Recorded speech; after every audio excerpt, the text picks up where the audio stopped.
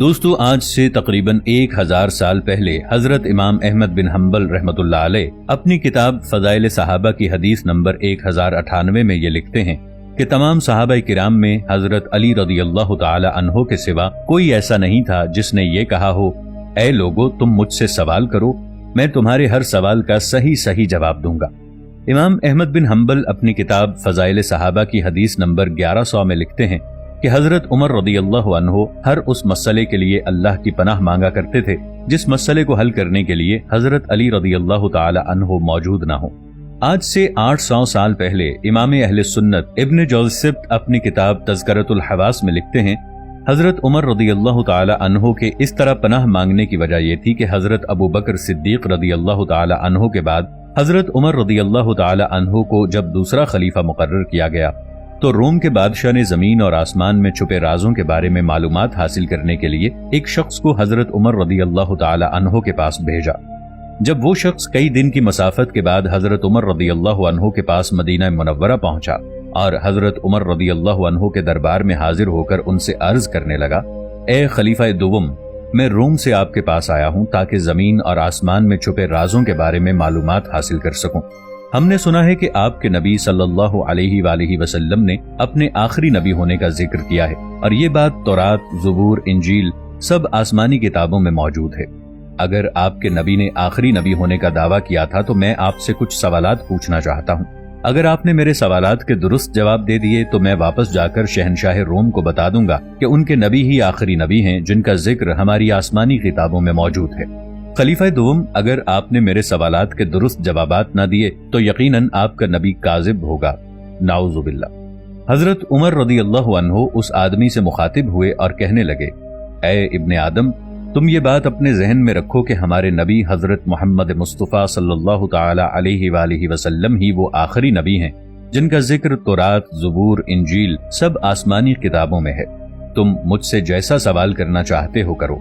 تو وہ شخص کہنے لگا، اے مسلمانوں کے خلیفہ، میرا پہلا سوال یہ ہے کہ آپ مجھے زمین کی اس جگہ کا نام بتائیں جہاں سورج کی روشنی صرف ایک ہی دفعہ پڑی ہو، اس کے بعد آج تک وہاں پر سورج کی روشنی نہیں پڑی۔ میرا دوسرا سوال یہ ہے کہ اس زمین پر ہر پودا پانی کی وجہ سے پیدا ہوتا ہے اور وہ تناور درخت بنتا ہے، لیکن وہ ایسا کون سا درخت ہے جو بغیر پانی کے پیدا ہوا ہو؟ میرا تیسرا سوال یہ ہے کہ وہ ایسی کون سی چیز ہے جس کے نہ ہاتھ ہیں، نہ پاؤں ہیں، نہ جسم ہے، سارے کا سارا منہ ہے؟ میرا چوتھا سوال یہ ہے کہ وہ ایسی کون سی چیز ہے جس کے نہ ہاتھ ہیں نہ پاؤں ہیں لیکن وہ ہر وقت زمین پر چلتی ہی رہتی ہے؟ میرا پانچواں سوال یہ ہے کہ آپ مجھے ایسے درخت کے بارے میں بتائیں اگر کوئی انسان گھوڑے کی رفتار سے 100 سال تک اس درخت کے سائے تلے چلتا رہے پھر بھی اس درخت کا سایہ کبھی ختم نہیں ہوگا۔ میرا چھٹا سوال یہ ہے کہ آپ مسلمانوں کا یہ عقیدہ ہے کہ لوگ جنت میں کھائیں گے، پیئیں گے، لیکن کھانے پینے کے باوجود بھی انہیں پاخانے اور پیشاب کی حاجت پیش نہیں آئے گی، یہ کیسے ممکن ہو سکتا ہے؟ مجھے یہ بات ناممکن سی لگتی ہے۔ اگر یہ بات سچ ہے تو آپ مجھے ایسی دلیل دیں جس کو میری عقل تسلیم کر لے۔ میرا ساتواں اور آخری سوال یہ ہے کہ آپ مسلمانوں کا یہ عقیدہ ہے کہ اللہ تعالیٰ نے جنت بنائی ہے، اس جنت کے دروازے بھی ہیں، تو آپ مجھے اس جنت کے دروازوں کے تالوں اور ان کی چابیوں کے بارے میں معلومات فراہم کریں۔ امام اہل سنت ابن جوزی آج سے 800 سال پہلے اپنی کتاب تذکرۃ الحواس میں یہ لکھتے ہیں کہ حضرت عمر رضی اللہ عنہ نے دربار میں موجود تمام صحابہ کرام کو یہ حکم دیا کہ ان 7 سوالوں کے صحیح جواب بتائے جائیں۔ بہت زیادہ فکر و تدبر کرنے کے باوجود صحابہ کرام میں سے کوئی بھی شخص ان سوالات کے جواب نہ دے سکا۔ جب انہوں نے دیکھا کہ مسلمانوں میں سے کسی ایک شخص نے بھی اس کے سوالوں کا صحیح جواب نہیں دیا تو وہ شخص کہنے لگا کہ اے مسلمانوں کے خلیفہ، تم مسلمانوں میں سے کوئی بھی میرے کسی ایک سوال کا جواب بھی نہیں دے رہا، تو کیا میں یہ سمجھوں کہ تمہارے نبی نے آخری نبی ہونے کا جھوٹا دعویٰ کیا تھا؟ نعوذ باللہ۔ کیونکہ ہمارے نبی اور پیغمبروں نے ہمیں آخری نبی کی پہچان کرنے کے لیے ہمیں کچھ سوالات بتائے تھے اور کہا گیا تھا کہ ان سوالات کے جوابات یا تو خود آخری نبی بتا سکتا ہے یا وہ شخص بتا سکتا ہے جسے آخری نبی نے علم عطا کیا ہو۔ اس لیے اے خلیفہ دوم، تم میں سے ایسا کون ہے جو تمہارے نبی کے علم کا وارث ہو؟ جیسے ہی صحابہ کرام نے اس آدمی کی یہ بات سنی تو اسے فوراً حضرت علی رضی اللہ تعالی عنہ کے پاس بھیجا۔ جیسے ہی وہ شخص حضرت علی رضی اللہ تعالی عنہ کے پاس پہنچا اور انہیں اپنا سارا واقعہ سنایا اور جو سوالات اس نے حضرت عمر فاروق رضی اللہ تعالی عنہ سے کیے تھے وہی سوالات حضرت علی رضی اللہ تعالی عنہ سے کیے تو حضرت علی رضی اللہ تعالی عنہ نے فرمایا، اے ابن آدم، تمہارا پہلا سوال یہ ہے کہ وہ زمین کی کون سی جگہ ہے جہاں سورج کی روشنی ایک بار پڑی؟ اے انسان، یہ جگہ سمندر کا وہ راستہ ہے جہاں سے حضرت موسیٰ علیہ السلام نے اپنی قوم کو ایک بار گزارا تھا۔ اللہ نے حضرت موسیٰ علیہ السلام کو حکم دیا تھا کہ اپنا عصا سمندر میں ماریں۔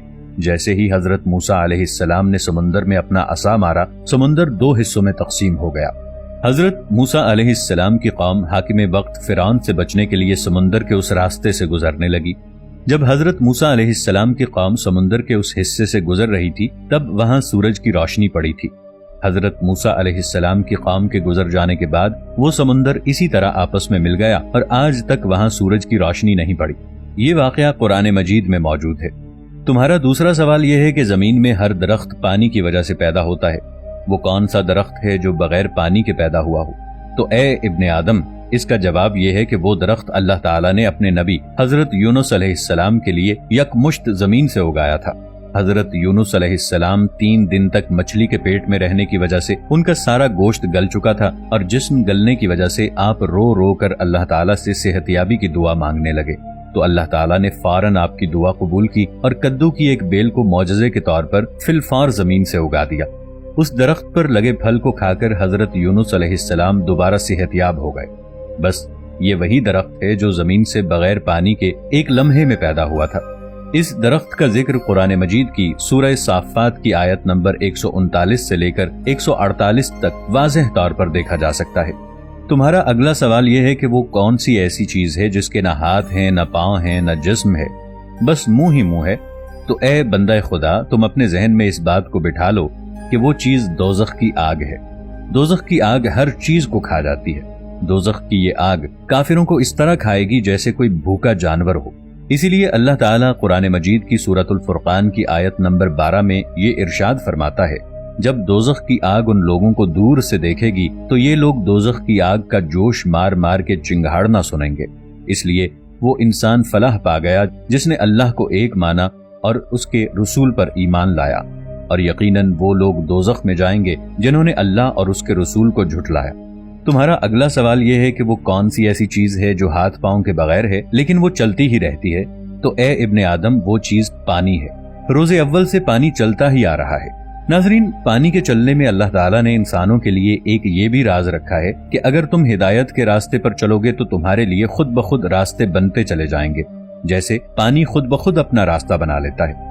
جس طرح انسان دنیا میں نا امید اور پریشان رہتا ہے، اللہ کے راستے پر چلنے سے خود بخود منزلیں آسان ہو جاتی ہیں۔